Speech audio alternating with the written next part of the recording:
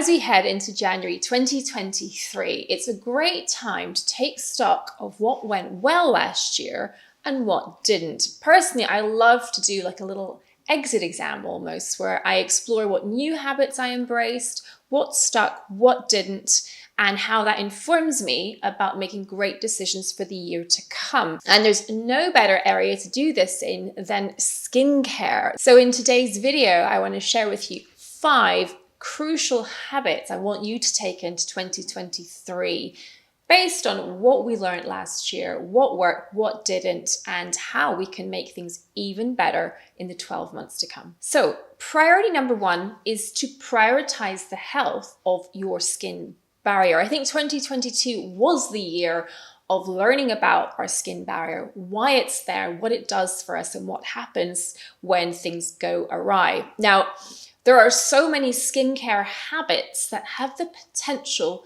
to upset this delicate balance, this layer of specialized skin cells with the oils that it secretes, the bacteria that flourish on the surface of our skin, creating our microbiome, ensuring everything is healthy when it comes to keeping the bad stuff out and the good stuff in.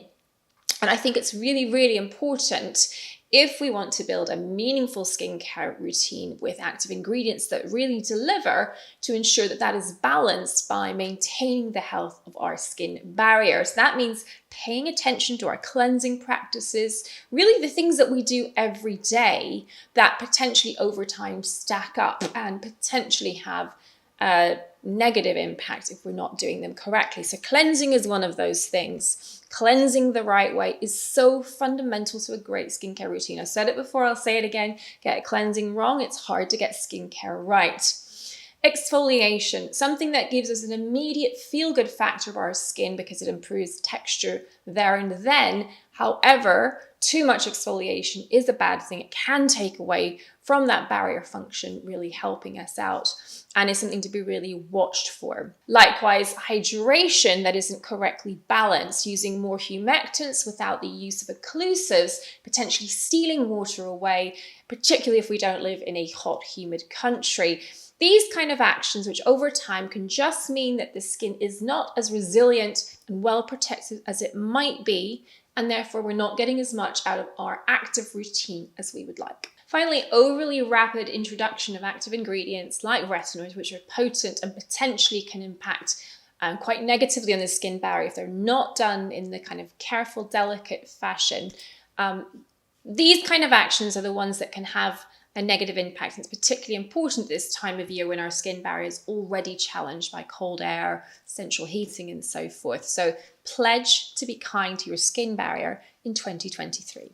Priority number 2 is to focus on the right actives, but don't overcomplicate it.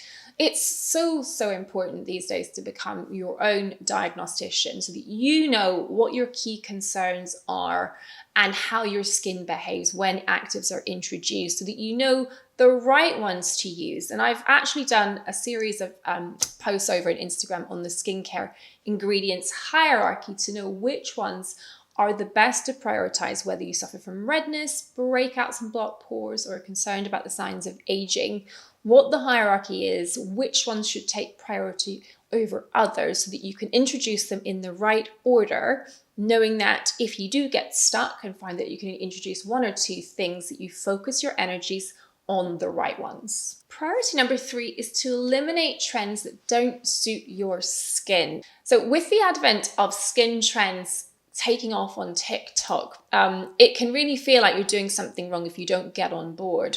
So case in point, skin cycling, where people who are using actives every day, retinoids in the evening, perhaps with an exfoliant in the morning, felt that they were doing something wrong by not jumping on this, that somehow they were doing too much. And I think it's really important, kind of following on from the idea of being your own diagnostician, is to master your own skin and know when it's doing well and when it's not.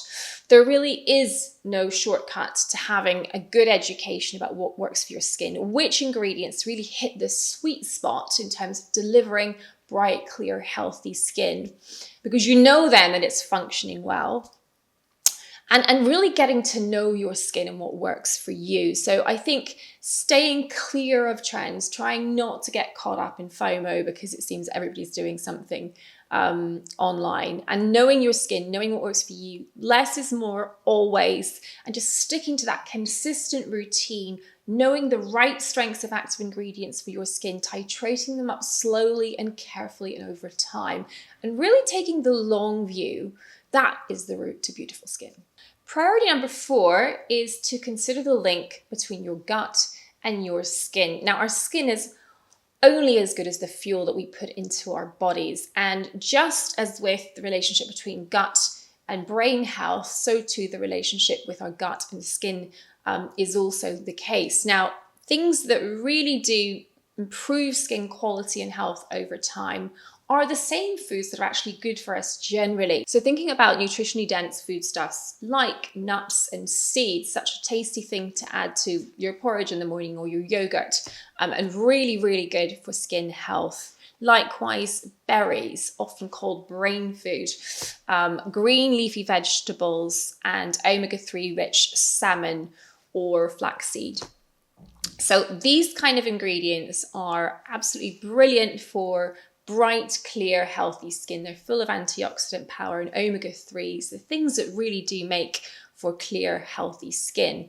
And it's really worth focusing down on your diet to ensure that you're giving enough of the good stuff. And priority number 5, which is a really pertinent one for me, is to worry less. Now, cortisol is the hormone of stress, and it's really helpful in short bursts to get us to do stuff, to take action, to solve problems. But chronic anxiety, chronic worry, and chronically elevated levels of cortisol are not a good thing, and potentially play a role in aggravating things like inflammatory skin issues like acne and rosacea and eczema. So we really want to focus on managing stress as effectively as possible and thinking about putting energy into things that we can control as opposed to fretting endlessly about things that we can't.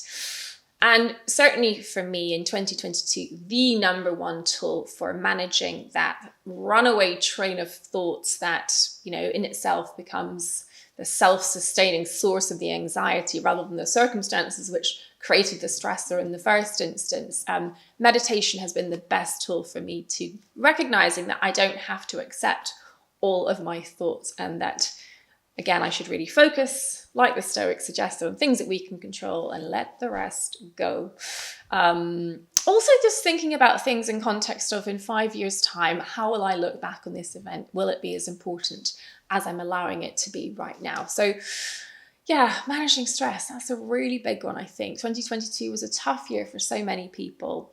So I think let's approach 2023 with the right tools in our kit from a mental health point of view to managing whatever the year ahead throws at us. So those are the 5 things I'm going to be focusing on, and perhaps they'll be helpful to you too. Perhaps the biggest, positive step you can think about doing in January, if you're not already doing it, is to start using a retinoid. I'm going to assume you're using daily sunscreen.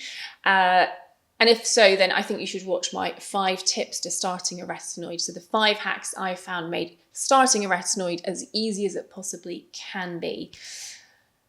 Yeah, enjoyed that video, guys. Thanks for watching, and I'll see you again very soon. Bye for now.